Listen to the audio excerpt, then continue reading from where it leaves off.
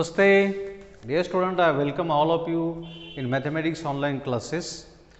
In last period, we have discussed what is matrix and what are the types of matrices. So, in all we have discussed 10 types, first 10 type starting from row matrix, column matrix, zero matrix, square matrix, diagonal matrix, scalar matrix, identity matrix, upper triangular matrix, lower triangular matrix and just as a triangular matrix. Next is symmetric matrix. What is meant by symmetric matrix?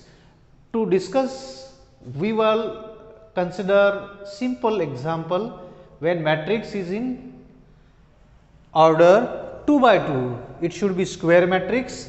If I consider the diagonal element as 5 minus 8, no condition on diagonal element, but the remaining two positions must be same. So, what are the notation for this position in general? If I consider 5, the 5 is in first row first column, second element is in first row second column, third element second row first column and minus 8 is in second row second column. तो ये square type का होना चाहिए. उसके बाद में ये जो A12 वाली लोकेशन है और A21 वाली लोकेशन है, इस एग्जाम्पल में देखेंगे तो यहाँ भी 3 है और यहाँ भी 3 है. तो आप कह सकते हैं कि 1-2 वाली लोकेशन ये 2-1 के साथ इक्वल है. इस मैट्रिक्स में 1-2 A12 वाली लोकेशन A21 के साथ इक्वल है और दोनों की भी वैल्यू 3 है. तो जब ऐसा मैट्रिक्स आपको मिलता है जो स्क्वायर टाइप का है और 1-2 को रिवर्स करके मिलता है 2-1, ये दोनों पोजीशन अगर इक्वल मेंटेन होती है, करस्पॉन्डिंग प्लेसेस के ऊपर सेम नंबर आता है, तो उस केस में उस मैट्रिक्स को आप सिमेट्रिक मैट्रिक्स कहेंगे.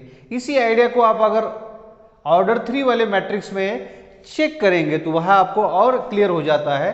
इसमें मैं अगर डायगोनल के ऊपर एलिमेंट लेता हूं, मान लो यहाँ 3 है माइनस के साथ, यहाँ 5 है, यहाँ 8 है माइनस के साथ.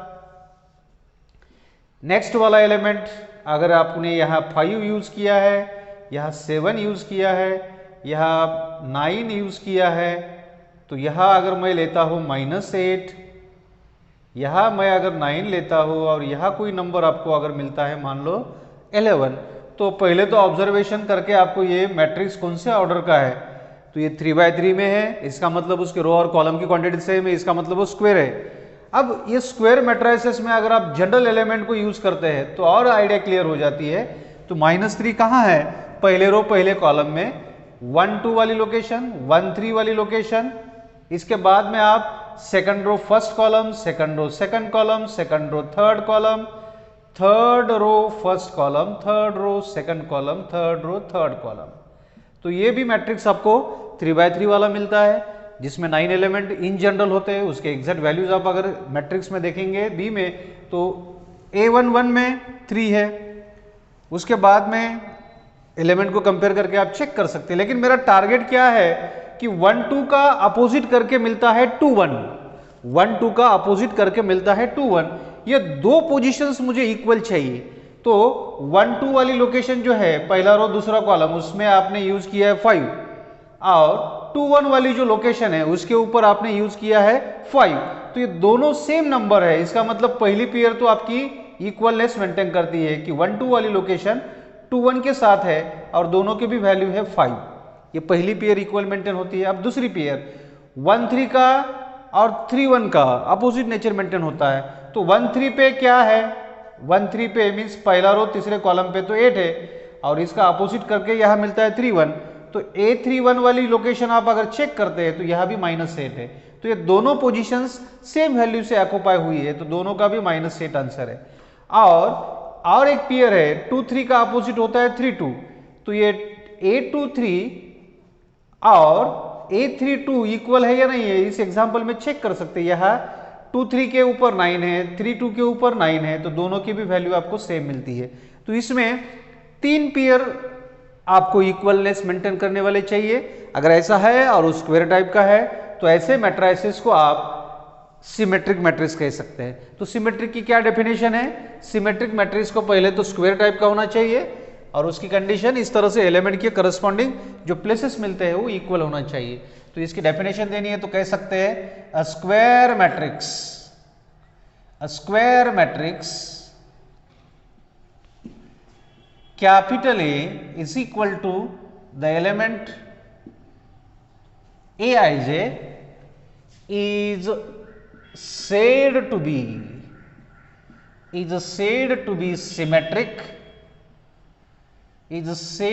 symmetric if क्या होना चाहिए आपका 1221 के बराबर, 1331 के बराबर और 2332 के बराबर। तो आई जे इन जनरल अगर मैं एलिमेंट को पहला सबस्क्रिप्ट आई यूज करता हूं, दूसरा सबस्क्रिप्ट कॉलम के लिए जे यूज करता हूं, तो ये किसके बराबर होना चाहिए, जे पहले बाद में आए, बराबर है।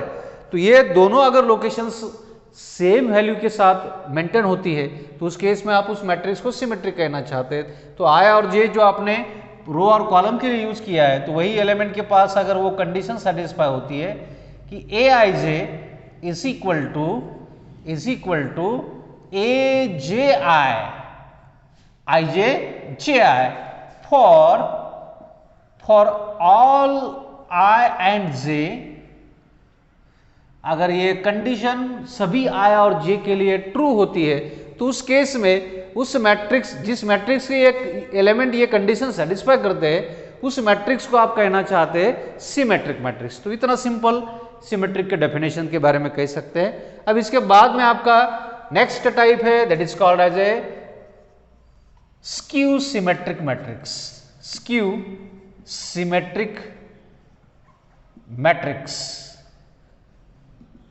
अब इसी एग्जाम्पल को मैं अगर स्क्यू सिमेट्रिक बनाना चाहता हूं तो पहले ये दोनों भी स्क्यू सिमेट्रिक बन सकते हैं क्योंकि वो स्क्वायर टाइप के हैं। तो स्क्यू सिमेट्रिक की पहली कंडीशन है कि वो स्क्वायर टाइप का होना चाहिए। उसके बाद में कंडीशन ये है कि इसके डायगोनल के ऊपर जितने भी एलिमेंट्स आते हैं वो सभी जीरो चाहिए। पहली कंडीशन, डायगोनल के ऊपर जो एलिमेंट है वो सब जीरो चाहिए। और दूसरी कंडीशन है कि जो नॉन डायगोनल एलिमेंट है, आप अगर पेयर वाइज कंपेयर करेंगे तो जैसे यह 3 3 सेम है, अब ये सेम नहीं चाहिए, मैग्नीट्यूड में सेम और साइन में अपोजिट। यहां अगर 3 है तो ये -3 होना चाहिए, ऊपर 3 है तो नीचे -3, ऊपर -3 है तो नीचे +3 आना चाहिए। तो ये दोनों अब इक्वल नहीं मेंटेन होना चाहिए डायरेक्टली, वो दोनों इक्वल मैग्नीट्यूड में लेकिन डायरेक्शन उनका अपोजिट होना चाहिए। सॉरी, मैग्नीट्यूड साइन उनका अपोजिट होना चाहिए, मैग्नीट्यूड सेम होना चाहिए, साइन अपोजिट होना चाहिए। तो ये इसमें एक ही पेयर आपको मिलती है 1 2 2 1, ये दोनों तो मैग्नीट्यूड में इक्वल, अपोजिट साइन होना चाहिए। और 3/3 में ये आइडिया और क्लियर हो जाती है कि आप इस मैट्रिक्स को अगर आप स्क्यू सिमेट्रिक कन्वर्ट करना चाहते हैं तो कंडीशन ये है कि उसके डायगोनल के एलिमेंट तो सभी जीरो चाहिए। डायगोनल के एलिमेंट कौन कौन से आते हैं, A11, A22, A33, ये तीनों एलिमेंट आपको जीरो चाहिए। अब आपके 6 एलिमेंट में 3 पेयर्स मिलते हैं, उसमें 1 2 वाली लोकेशन 2 1 के साथ मैग्नीट्यूड सेम चाहिए, मैग्नीट्यूड तो सेम चाहिए लेकिन अपोजिट साइन चाहिए। मैं अगर इसको -5 लेता हूं 1 2 को, तो 2 1 वाली जो लोकेशन है इसमें वो अपोजिट मेंटेन होना चाहिए। तो -5 का अपोजिट क्या होता है, +5 होता है। उसके बाद आप अगर 1 3 वाली लोकेशन और 3 1 वाली लोकेशन में भी अगर चेक करते हैं, मैं यहां अगर +8 लेता हूं, 1 3 के पास अगर +8 है तो 3 1 के पास 8 तो होना चाहिए लेकिन अपोजिट साइन के साथ आना चाहिए। तो पॉजिटिव 8 का साइन चेंज करेंगे तो -8 यहां आपको मिलता है। और एक पेयर बाकी है 2 3 वाली जो लोकेशन है, ये 3 2 वाली लोकेशन के साथ मैग्नीट्यूड में इक्वल लेकिन साइन में अपोजिट अगर मेंटेन करना है तो यहां अगर +9 है तो मैं अगर इसको -9 लेता हूं तो ये जो B नाम का मैट्रिक्स पहले आपने सिमेट्रिक के लिए लिया था उसके ऊपर आपने कुछ चेंजेस किए हैं, डायगोनल को सबको जीरो किया है और ये पेयर वाइज जो आपको अपोजिट सबस्क्रिप्ट्स लेके जो पेयर मिलती है उनके मैग्नीट्यूड से साइन अपोजिट आपने मेंटेन किए। तो यहां अगर कह सकते हैं 1 2 वाली लोकेशन -2 1 के साथ है, उसके बाद 1 3 वाली लोकेशन -3 1 के साथ है, नेक्स्ट वाली पेयर 2 3 वाली लोकेशन माइनस 2 3 -3 2 के साथ इक्वल है। तो इस तरह से दोनों को इक्वेट करते समय माइनस यूज करना पड़ता है।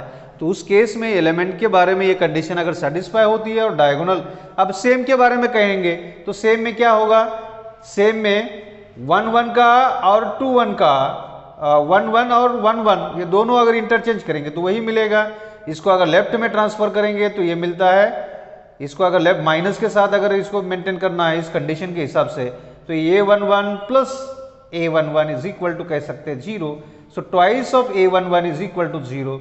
इसका मतलब a11 भी 0/2 मीन्स 0 ही है।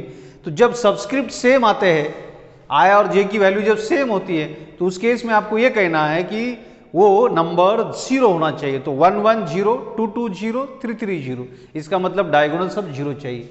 तो स्क्यू सिमेट्रिक मैट्रिक्स के डेफिनेशन में आप इसके जैसा ही कहना चाहते हैं, a square matrix capital A having the element as Aij is said to be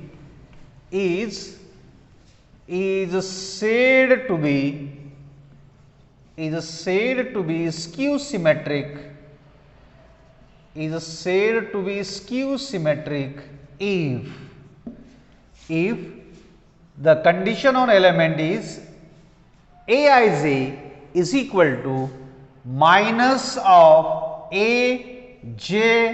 Aj for all I and j। जितने भी i और j के वैल्यूज अवेलेबल है, जैसे मैट्रिसेस में आप 3/3 आपकी मीनिंगफुल ऑर्डर स्टडी के लिए आप यूज करते हैं, तो i की वैल्यू मीन्स रो की वैल्यू 3 और कॉलम की वैल्यू भी 3। तो इस तरह से 3/3 तक आप इसको अगर मेंटेन करते हैं तो ये तीनों पेयर मिलते हैं और ये साइन अगर उनका अपोजिट मेंटेन होता है एलिमेंट का, तो उस केस में उस मैट्रिक्स को आप कहना चाहते हैं स्क्यू सिमेट्रिक मैट्रिक्स। तो ये जो बी नाम का मैट्रिक्स आपको दिखाई देता है, इसके डायगोनल के सब 0 है और ये पेयर वाइज मैग्नीट्यूड इक्वल और साइन अपोजिट मेंटेन करते हैं, तो ऐसे मैट्रिसेस को आप स्क्यू सिमेट्रिक कहना चाहते हैं। इसके बाद में जो टाइप है वो टाइप आप वैसे टाइप के बारे में ये नहीं कह सकते, लेकिन ये प्रोसेस है, एक ऑपरेशन आप लेना चाहते हैं मैट्रिसेस के ऊपर और जिसको कहेंगे आप इस मैट्रिक्स, किसी मैट्रिक्स का आप डिटर्मिनेंट फाइंड कर सकते हैं। तो आप कहना चाहते हैं next determinant of A matrix. अब मैट्रिक्स का डिटर्मिनेंट कैसे फाइंड करना है? मैट्रिक्स खुद एक सिंपल रिप्रेजेंटेशन है, अरेंजमेंट है, उसकी कोई वैल्यू नहीं होती, लेकिन मैट्रिक्स की वैल्यू निकालनी है मान लो तो उसको स्क्वायर टाइप का होना चाहिए और उस मैट्रिक्स के एलिमेंट को अगर उसी पोजीशन पे डिटरमिनेंट में यूज करते हैं। फॉर एग्जांपल मेरे पास अगर ए नाम का मैट्रिक्स है और जिसके एलिमेंट है 1 है 2 है 3 है और मान लो यहाँ 5 है, तो मैं कह सकता हूं ये मेरा मैट्रिक्स है जिसकी ऑर्डर 2/2 है। अब मैं इस मैट्रिक्स को सिंबल कट करके डिटर्मिनेंट का सिंबल यूज करता हूं और उसी पोजीशन पे वही एलिमेंट अगर यूज करता हूं तो मैट्रिक्स का सिंबल कट करके डिटर्मिनेंट का सिंबल आया है और सेम एलिमेंट आपने उसी पोजीशन पे अरेंज किए हैं। तो ऐसा जो आपको अरेंजमेंट मिलता है, ये अरेंजमेंट इस मैट्रिक्स के डिटर्मिनेंट का होता है। So this is called as a determinant of matrix capital A. अब इस ए नाम का जो मैट्रिक्स है, इस ए नाम के मैट्रिक्स का ये बन जाता है डिटर्मिनेंट। इसको सिंबॉलिकली रिप्रेजेंट करना है तो मॉड के जैसा सिंबल आता है और उसमें आप ए को यूज करेंगे, या फिर अगर आप यूज करना चाहते हैं डी टी ऑफ ए, ये भी सिंबल एक्सेप्टेड है। तो किसी मैट्रिक्स को अगर आपको दिया है और वो स्क्वायर टाइप का होना चाहिए, ऑर्डर 2 वाला, ऑर्डर 3 वाला, तभी उसके मीनिंगफुल आपको डिटर्मिनेंट के स्ट्रक्चर में जाने के लिए रास्ता मिलता है। बाकी मैट्रिसेस के डिटर्मिनेंट एग्जिस्ट नहीं होते, अगर वो स्क्वायर नहीं है तो उसके डिटर्मिनेंट की वैल्यू आप फाइंड नहीं कर सकते हैं, ये आपको याद में रखना है। तो डिटर्मिनेंट उसी मैट्रिक्स का निकाला जाता है वो स्क्वायर अगर है तो। अब यहाँ आप आगे जाके इसका एक्सपांशन भी दे सकते हैं, तो 1 का 5 के साथ, बीच में माइनस होता है 3 का 2 के साथ, और यहाँ उसकी वैल्यू भी आपको मिलती है। तो ये वैल्यू किसकी है? ये वैल्यू डिटर्मिनेंट की है। किसके डिटर्मिनेंट की? उस मैट्रिक्स के डिटर्मिनेंट की। तो यहाँ आपको कहना पड़ेगा determinant of matrix A is equal to -1। तो इस तरह से आप किसी मैट्रिक्स से डिटर्मिनेंट की तरफ जा सकते हैं। तो मैट्रिक्स का डिटर्मिनेंट क्या होता है? तो मैट्रिक्स का डिटर्मिनेंट ये सिंपल स्ट्रक्चर होगा, same element, same arrangement of element जो ए में है उसको एज इट इज यूज करके मैट्रिक्स का सिंबल कट करके वर्टिकल बार में आप अगर वो अरेंज करते हैं तो उस मैट्रिक्स का वो डिटर्मिनेंट बन जाता है।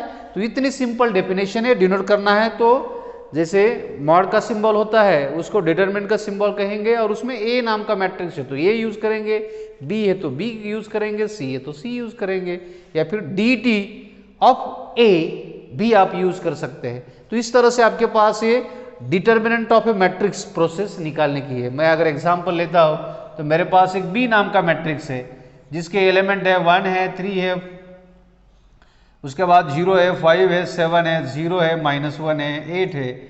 ये अगर मेरे पास 9 एलिमेंट का मैट्रिक्स है तो इस मैट्रिक्स में पहले चेक करेंगे ये स्क्वायर का है क्या? हाँ, ये स्क्वायर मैट्रिक्स है।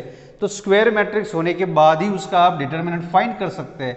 तो इस डिटर्मिनेंट में क्या आने वाला है? आने वाले वही 9 एलिमेंट है, सिर्फ मैट्रिक्स का सिंबल कट करके आपको डिटर्मिनेंट का यूज करना है और उसी पोजीशन पे एलिमेंट लेना है जिस पोजीशन पे वो मैट्रिक्स में अवेलेबल है। तो इस तरह से सेम 9 एलिमेंट अरेंज करेंगे, स्क्वायर ब्रैकेट को वर्टिकल बार से रिप्रेजेंट करेंगे, तो ये जो स्ट्रक्चर आपको मिलेगा इस मैट्रिक्स का ये डिटर्मिनेंट बन जाता है। और डिटर्मिनेंट अगर अवेलेबल है तो डिटर्मिनेंट की वैल्यू निकालने के लिए आपके पास एक्सपांशन रूल है, तो उससे उसकी वैल्यू आप चेक कर सकते हैं। अब वैल्यू के ऊपर डिपेंडेंट एक टाइप है। कौन सा डिटर्मिनेंट है? अगर उसके डिटर्मिनेंट की वैल्यू 0 है तो उसको सिंगुलर नाम का मैट्रिक्स कहना है। तो इसके बाद में जो आपकी 14th टाइप है वो डिटर्मिनेंट की वैल्यू ऑब्जर्व करके टाइप्स आप बनाना चाहते हैं। तो 14th टाइप जो है ये कहना चाहते हैं सिंगुलर मैट्रिक्स। अब सिंगुलर मैट्रिक्स किसको कहेंगे? सिंगुलर मैट्रिक्स का कहने के लिए आपके पास एक एग्जाम्पल अगर आप लेते हैं तो वो मैट्रिक्स ऐसा होगा जिसमें एलिमेंट अगर मैं यूज करता हूं, एलिमेंट अगर आप यूज करते हैं तो यहां मान लो 1 है, 2 है, 3 है और 6 है। अब इस मैट्रिक्स के तो एलिमेंट अवेलेबल है, ये स्क्वायर टाइप का है और स्क्वायर टाइप के मैट्रिसेस का क्या निकाल सकते हैं आप? डिटर्मिनेंट निकाल सकते हैं। तो मैं इस मैट्रिक्स का डिटर्मिनेंट निकालना चाहता हूं। So determinant of capital A is equal to determinant of A कह सकते हैं, और वही 4 एलिमेंट मैं अगर मैट्रिक्स का सिंबल कट करके डिटरमिनेंट का सिंबल यूज करता हो तो वो एक्सेप्टेड होते हैं डिटरमिनेंट के लिए। अब इसकी वैल्यू अगर आप चेक करते हैं, वैल्यू के ऊपर आपका ऑब्जर्वेशन है, तो 1 का 6 के साथ प्रोडक्ट 6 होगा, बीच में माइनस होता है, और 3 का 2 के साथ प्रोडक्ट लेते हैं तो वो भी 6 आता है, और 6 - 6 क्या होता है? 0 होता है। अब क्या मिला है आपको? डिटर्मिनेंट की वैल्यू मिली है। किसके डिटर्मिनेंट की वैल्यू? उस मैट्रिक्स के डिटर्मिनेंट की वैल्यू कितनी है? 0 है। तो ऑब्जर्वेशन क्या है? किसी मैट्रिक्स के डिटर्मिनेंट की वैल्यू अगर 0 है तो उस मैट्रिक्स को आप कहेंगे सिंगुलर मैट्रिक्स। ओके, अगर वो 0 नहीं आती है तो उस मैट्रिक्स को कहेंगे नॉन सिंगुलर मैट्रिक्स। ओके, इतनी सिंपल डेफिनेशन है। तो मैट्रिक्स अवेलेबल होगा, उसका आप डिटरमिनेंट फाइंड करेंगे, डिटरमिनेंट का वैल्यू अगर 0 है तो उसको सिंगुलर, अगर 0 नहीं है तो नॉन सिंगुलर मैट्रिक्स कहेंगे। तो डेफिनेशन में इतना ही कहेंगे, जिस मैट्रिसेस का डिटरमिनेंट फाइंड करेंगे वो कंपलसरी स्क्वायर टाइप के होनी चाहिए। तो वहां से आप डेफिनेशन स्टार्ट कर सकते हैं। A square matrix capital A is said to be singular square matrix capital A is said to be singular if determinant of that matrix A is equal to 0. इतनी सिंपल डेफिनेशन है.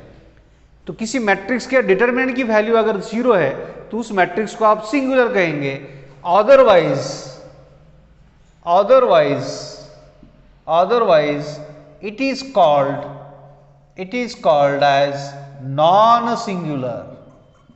मैं ये word इसीलिए use करना चाहता हूं क्योंकि आपको 12th में मैट्राइसिस नाम का एक चैप्टर है और उसमें इनवर्स फाइंड करना पड़ता है मैट्रिक्स का. और मैट्रिक्स का इनवर्स फाइंड करते समय कंपलसरी वो मैट्रिक्स नॉन सिंगुलर होना चाहिए.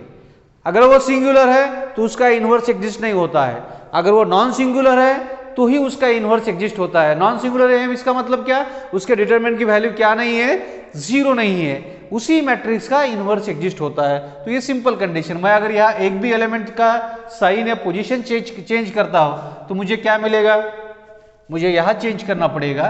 तो मैं यहाँ डिटरमिनेंट की वैल्यू निकालते समय मुझे क्या मिलता है, तो पहले का प्रोडक्ट 6, बीच में माइनस, और दोनों रिमेनिंग जो है उनका भी प्रोडक्ट -6. तो ये 6 + 6 मिलता है 12. और यहाँ ये जो 12 है ये क्या मिला है, ये नॉन जीरो मिला है. तो मैट्रिक्स के डिटरमिनेंट की वैल्यू अगर 0 नहीं आती है तो उस मैट्रिक्स को मैं कहना चाहता हूं नॉन सिंगुलर. और नॉन सिंगुलर मैट्रिसेस के इनवर्स एग्जिस्ट होते हैं. तो ये सिंपल एग्जांपल है. तो आप इसके बाद में जो टाइप है उस लास्ट टाइप की तरफ जाना चाहते हैं.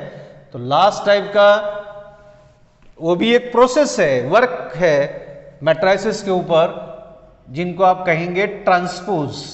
तो transpose of A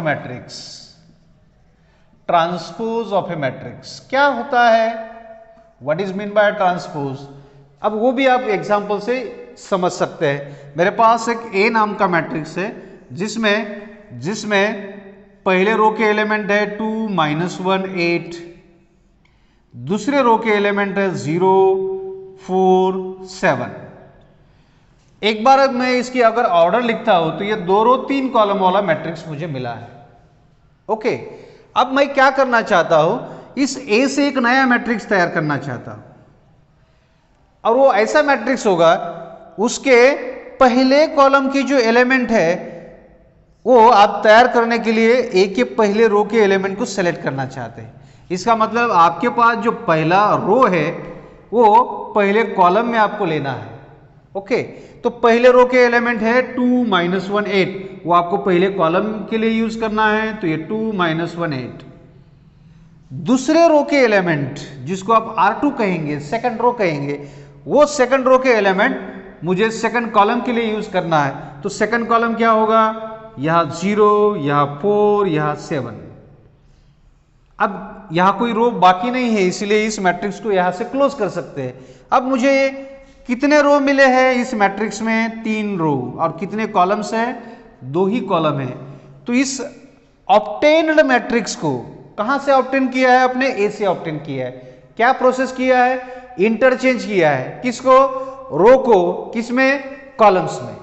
row columns में कन्वर्ट हुए हैं. तो ऐसा जो आपको नया मैट्रिक्स है, इस मैट्रिक्स को आप ट्रांसपोज कहेंगे. किसका ट्रांसपोज कहेंगे, ए का ट्रांसपोज कहेंगे. और ए का ट्रांसपोज कहना है तो उसके लिए नोटेशन है उस ट्रांसपोज का. एक तो टी यूज कर सकते हैं ए के हेड को, या फिर उसको डैश से भी यूज कर सकते हैं.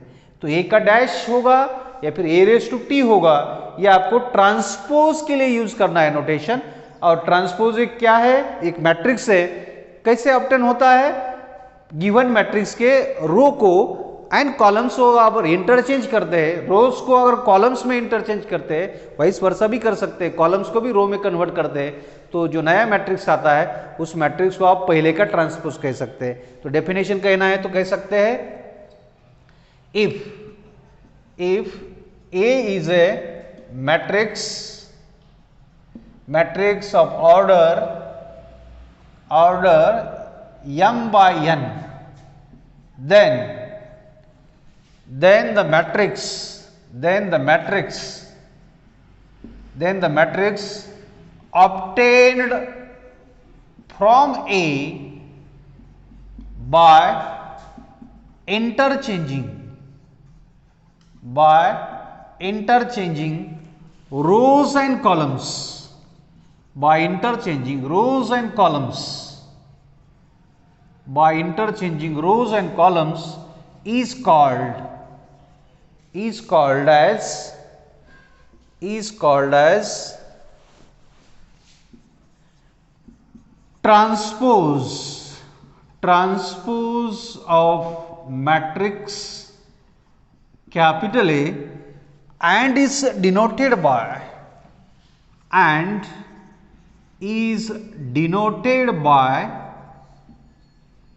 a raised to t or a raised to dash, a dash और a raised to t, and is of order, आपका a क्या ऑर्डर का है, a की ऑर्डर आपने यूज की है m by n, तो उस केस में a का डैश और a रेज टू t जो होगा वो अगर रेक्टेंगुलर मैट्रिक्स है, उसके रो और कॉलम की क्वांटिटी अगर अनइक्वल है तो उसमें m by n का मैट्रिक्स गिवन है तो उसका ट्रांसपोज आ जाता है n by m का, अपोजिट मेंटेन होती है रो और कॉलम की क्वांटिटी।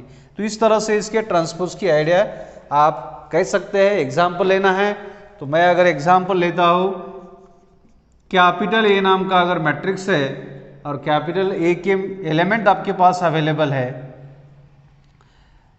2 0 -1 4 7 8 है, तो इस मैट्रिक्स का आप ट्रांसपोज निकालते हैं तो ए रेस टू टी कह सकते हैं, ए रेस टू डैश कह सकते हैं, और पहले रो को पहले कॉलम में यूज करेंगे, दूसरे रो को दूसरे कॉलम में यूज करेंगे, तो इस तरह से ये इस ए डैश की या फिर ए रेस टू टी की वैल्यू बन जाती है।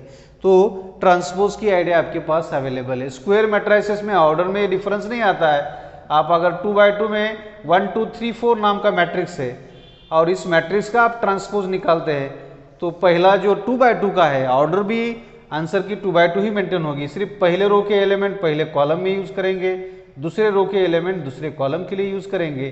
तो ये दोनों मैट्रिसेस ऑर्डर तो सेम लेते हैं लेकिन उसके इंटरनल जो पेयर वाइज पोजीशंस है उनके एलिमेंट अलग अलग आते हैं। तो इस तरह से भी आप कह सकते हैं। और ये ट्रांसपोज की जो आइडिया है, ये ट्रांसपोज की आइडिया भी आप यूज करके सिमेट्रिक एंड स्क्यू सिमेट्रिक की भी डेफिनेशन दे सकते हैं। अगर सिमेट्रिक मैट्रिक्स ए को कहेंगे, किसी मैट्रिक्स को अगर सिमेट्रिक कहना है तो इतनी ही कंडीशन चेक करो कि उसके ट्रांसपोज की वैल्यू खुद के बराबर अगर आती है तो बन जाता है सिमेट्रिक मैट्रिक्स।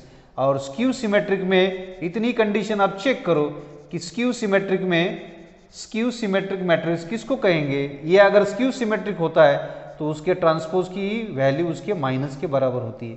तो ये सिंपल कंडीशन ट्रांसपोज का यूज करके आप कैसे चेक कर सकते हैं किसी मैट्रिक्स का ट्रांसपोज उसके खुद के बराबर आता है तो वो मैट्रिक्स सिमेट्रिक है, और उसके ट्रांसपोज की वैल्यू माइनस ऑफ ए के बराबर आती है तो उस मैट्रिक्स को आप स्क्यू सिमेट्रिक कह सकते हैं। तो ये तो डेफिनेशन आपने दी है लेकिन एलिमेंट्स के ऊपर ऑब्जर्व करके दिए है, लेकिन ट्रांसपोज की आइडिया भी यूज करके डेफिनेशन दे सकते हैं। तो इस तरह से आज के ये टोटल आपके 15 टाइप्स कंप्लीट होते हैं।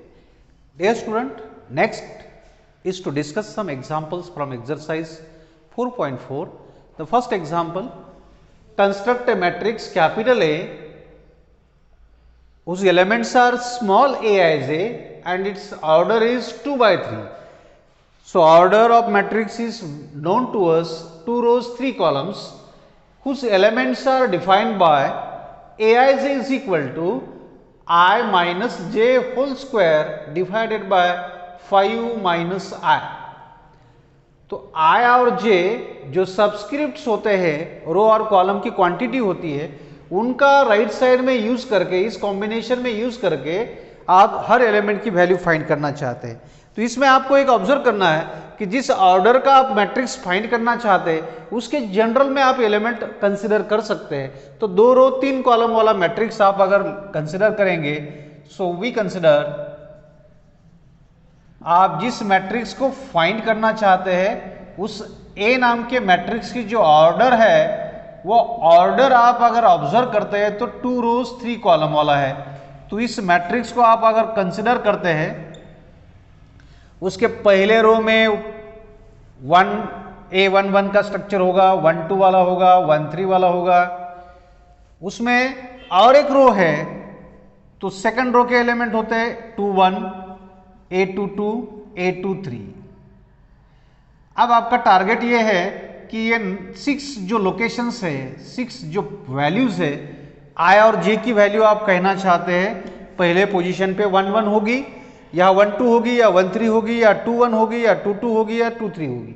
तो आई और जे की वैल्यू हर एलिमेंट निकालते समय आपको वेरीज करनी है और इसमें यूज करके लेफ्ट में भी यूज करना है, राइट में भी यूज करके हर एलिमेंट की एग्जैक्ट वैल्यू आपको फाइंड करनी है। तो मेरे पास फॉर्मूला जो है वो फॉर्मूला अगर मैं यूज करता हूं कि ए आई जे की वैल्यू जो है वो फॉर्मूला कहता है जो गिवन एलिमेंट के साथ रिलेशन है वो इस रिलेशन के साथ आई और जे बाइंड हुआ है। मेरा टारगेट है 6 एलिमेंट की वैल्यू फाइंड करना है। तो उसमें से पहला जो एलिमेंट मैं लेने वाला हूं ये A11 वाला होगा। इसमें I की भी वैल्यू 1 है और J की भी वैल्यू 1 यूज करना चाहता हूं इस राइट के स्ट्रक्चर में। तो I को 1, J को 1 यूज करेंगे तो राइट में भी आपको I और J की वैल्यू 1 1 ही यूज करनी है। तो मुझे I की वैल्यू 1 यूज करनी है, J भी मेरा 1 है, होल स्क्वायर है, नीचे 5 माइनस I की वैल्यू मीन्स पहला सबस्क्रिप्ट जो 1 है, तो मैं ऊपर दोनों का 1 माइनस 1 से ये 0 होगा और नीचे होता है 4, लेकिन ऊपर 0 का स्क्वायर 0 ही होता है और 0 को 4 से डिवाइड करेंगे, 0 को 4 से डिवाइड करेंगे तो ये 0 ही मुझे आंसर मिलता है। तो पहला जो मैं एग्जैक्ट वैल्यू निकालना चाहता हूँ यह मुझे अवेलेबल हुआ है। अब मैं नेक्स्ट एलिमेंट की तरफ जाना चाहता हूँ जिसमें पहला सबस्क्रिप्ट 1 ही होगा, दूसरा 2 है, तो इसमें I की वैल्यू 1, J की वैल्यू 2, इसका square divided by 5 minus I means 1। अब इसमें डिफरेंस लेते हैं तो ये -1 उसका स्क्वायर और नीचे का डिफरेंस आता है 4, -1 का भी स्क्वायर पॉजिटिव 1 ही होता है, तो इसका रिजल्टेंट आंसर होता है 1/4। अब ये थर्ड एलिमेंट की वैल्यू आप अगर निकालना चाहते हैं तो ये 1 3 वाला I की वैल्यू 1 है, J की वैल्यू 3 है, ब्रैकेट का स्क्वायर है और ये 5 माइनस I मीन्स 1, तो रिजल्टेंट ब्रैकेट का ऊपर का आता है -2, नीचे फिर वही आता है 4 और यहाँ से -2 का स्क्वायर करके पॉजिटिव 4 ही मिलता है और नीचे भी 4 है, तो इसका रिजल्टेंट आंसर आपको मिलता है 1। इसके बाद में आप अगर नेक्स्ट 3 एलिमेंट्स को फाइंड करेंगे सेकंड रो के, तो पहले सबस्क्रिप्ट की वैल्यू है 2, दूसरे की है 1, तो आपका I आपको 2 यूज करना है और J की वैल्यू है 1। तो यहां से फॉर्मूला कहता है कि 2 minus 1 bracket square divided by 5 minus I की वैल्यू है 2, तो इसका कैलकुलेशन आप ऊपर कह सकते हैं कि ये डिफरेंस आता है 1 का स्क्वायर और नीचे डिफरेंस आता है 3, तो यहाँ से 1/3 ये 1 की वैल्यू होगी। A22 की वैल्यू निकालते समय आप I और J का डिफरेंस लेना चाहते हैं तो I minus J means 2 minus 2 होगा, नीचे वही होगा 5 माइनस I मीन्स 2, तो ऊपर 0 का स्क्वायर नीचे 3 होगा, तो ये 0 ही मेंटेन होगा।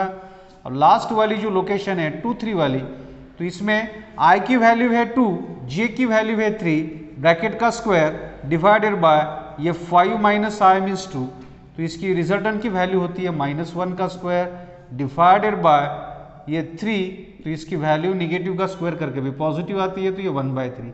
तो आप जिन एलिमेंट्स को फाइंड करना चाहते हैं उनके 6 एलिमेंट के वैल्यूज आपके पास अवेलेबल है, तो आप इस A के एग्जैक्ट नंबर्स लिख सकते हैं मैट्रिक्स में जो 2/3 का है।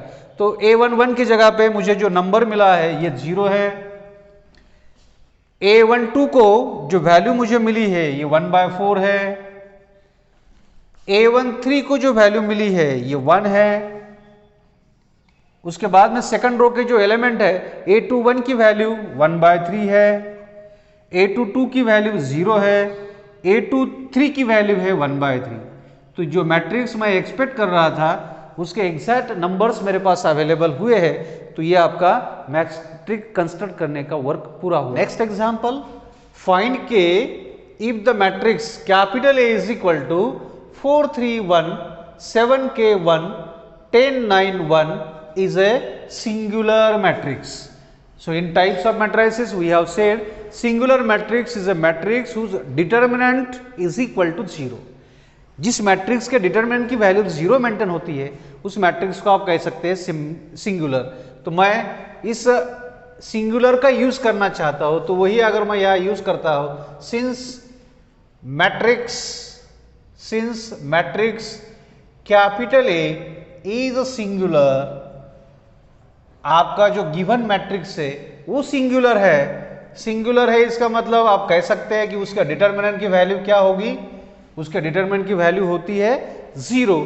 तो इस मैट्रिक्स का डिटरमिनेंट अगर आप लिखना चाहते हैं लेफ्ट साइड में तो ये डिटरमिनेंट होगा, और वही एलिमेंट उसी पोजीशन पे अगर यूज करते हैं तो ये मिलता है आपका उस मैट्रिक्स का डिटरमिनेंट, और वो कितना मेंटेन होता है, 0 मेंटेन होता है क्योंकि वो सिंगुलर है। तो डिटरमिनेंट इस मैट्रिक्स का इस तरह से होगा। आपका टारगेट ये है कि इस 3x3 वाले स्ट्रक्चर को, डिटरमिनेंट को आपको एक्सपांड करना है और k की वैल्यू फाइंड करनी है। तो ऐसे एग्जांपल डिटरमिनेंट में भी आपने यूज किए हैं, अननोन एलिमेंट उसमें अगर है तो उसकी राइट साइड की वैल्यू यूज करके उसको फाइंड कर सकते हैं। तो एक्सपांशन पहले रो के हिसाब से अगर यूज करते हैं तो 4 प्लस के साथ उसके नीचे क्या और राइट के एलिमेंट छोड़ के रिमेनिंग चारों का क्रॉस लेते हैं। तो पहले दोनों का आता है k, बीच में माइनस, ये दोनों का आता है 9। इसके बाद में मिडल एलिमेंट को लेते समय माइनस यूज करना पड़ता है। इस 3 के लेफ्ट राइट के और नीचे के छोड़ के रिमेनिंग चारों का क्रॉस लेते हैं तो क्रॉस आता है इस 7 का 1 के साथ, बीच में माइनस, 10 का 1 के साथ, उसके बाद में 1 और उस 1 के नीचे के छोड़ के रिमेनिंग चारों का क्रॉस लेते हैं तो ये दोनों का आता है 63, बीच में माइनस, और ये दोनों का आता है 10 के राइट साइड का जो नंबर है ये आपको अटैच करके चलना है। अब ये दोनों अलग अलग नंबर है तो 4 से मल्टीप्लाई कर सकते हैं तो ये मिलता है 4k माइनस 36। ये दोनों का जो रिजल्टेंट है तो आप कह सकते हैं कि 7 माइनस 10 का स्ट्रक्चर है, -3 होगा, -3 का -3 के साथ अगर मल्टीप्लाई करते हैं तो ये +9 होगा, और यहां से कहना है तो कह सकते हैं ये पॉजिटिव वाला 63 -10k इज इक्वल टू 0। अब k वाले टर्म्स अगर एक कंबाइन करना चाहते हैं तो k वाले टर्म्स मेरे पास एक जगह पे 4k, दूसरे जगह पे -10k, तो इनका रिजल्टेंट अगर आप फाइंड करेंगे तो रिजल्टेंट की वैल्यू आप कह सकते हैं -6k है। और मैं अगर ये दोनों को ऐड करता हूं, 63 में और 9 ऐड करेंगे तो ये 72 बन जाता है। पॉजिटिव वाला 72 है और निगेटिव वाला 36 है, तो 72 में से 36 सब्सट्रैक्ट करते हैं तो मुझे और 36 पॉजिटिव में मिलते हैं। तो ये -6k इज इक्वल टू -36, और k की वैल्यू आप दोनों का निगेटिव कैंसिल करके अगर निकालते हैं तो 36/6 की वैल्यू से आपको मिलती है k की value as a 6. Next example, find small x, y and z if the matrix 0 -5y x y 0 z 3/2 -√2 0 is skew symmetric. अब ये मैट्रिक्स स्क्यू सिमेट्रिक है और आपको उसके अननोन जो 3 एलिमेंट्स यूज किए हैं x, y और z, उनकी वैल्यूज फाइंड करनी है। तो स्क्यू सिमेट्रिक में क्या होता है, आपका जो गिवन मैट्रिक्स है उसको अगर मैं यहां एक बार लिखता हूं, सो गिवन मैट्रिक्स जो आपको मिला है वो 0 -5y x y 0 z 3/2 -√2 and 0, ये अगर इस मैट्रिक्स के साथ कंपेयर करते हैं A11, A12, A13, A21, A22, A23, A31, A32, A33, तो ये जो मैट्रिक्स है ये जनरल एलिमेंट के साथ अगर कंपेयर करते हैं तो स्क्यू सिमेट्रिक में क्या होता है, given matrix this is a skew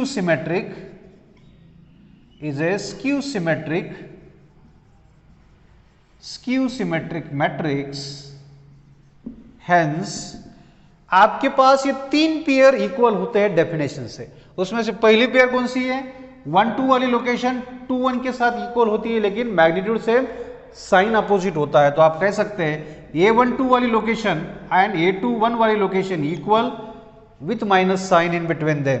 तो इसमें से अगर आप यहाँ कंपेयर करते हैं तो 1 2 वाले लोकेशन के पास कौन बैठा है, 1 2 वाले लोकेशन के पास बैठा है -5y, और माइनस इसका जो है वो एज इट इज यूज करेंगे। और 2 1 वाले लोकेशन पे कौन बैठा है, 2 1 वाले लोकेशन पे आपने यूज किया है y, तो माइनस कैंसिल करके y की वैल्यू आपको मिलती है 5y। तो ये पहली पेयर स्क्यू सिमेट्रिक के डेफिनेशन से कंपेयर करके y की वैल्यू आपको मिली है 5y। उसी तरह से ये दो स्क्यू सिमेट्रिक में इक्वल होते हैं और बीच में सिर्फ माइनस का डिफरेंस होता है। तो यहां आप कह सकते हैं कि A13 वाली लोकेशन माइनस ऑफ A31 के साथ होती है। तो A13 की वैल्यू कितनी है उस मैट्रिक्स में, तो x है, माइनस इसका जो एज इट इज, और A31 के जगह पे आपने जो एग्जैक्ट नंबर यहाँ गिवन मैट्रिक्स में देखा है वो 3/2 है। तो x की वैल्यू ही आपको -3/2 मिल जाती है डायरेक्टली कंपैरिजन से। और एक पेयर है जिसको आप कह सकते हैं 2 3 वाली और 3 2 वाली। तो ये स्क्यू सिमेट्रिक में अपोजिट साइन के साथ इक्वल मेंटेन होते हैं, इसीलिए A23 is equal to minus of A32। अब 2 3 वाली की जगह पे बैठा है z और 3 2 की जगह पे बैठा है माइनस ऑफ, ये जो माइनस है बाहर का ये रिलेशन का है और इस एलिमेंट का खुद का माइनस है, तो माइनस ऑफ √2। तो ये z की जो वैल्यू है डबल निगेटिव से पॉजिटिव बन जाती है, तो z की वैल्यू आपको मिलती है √2।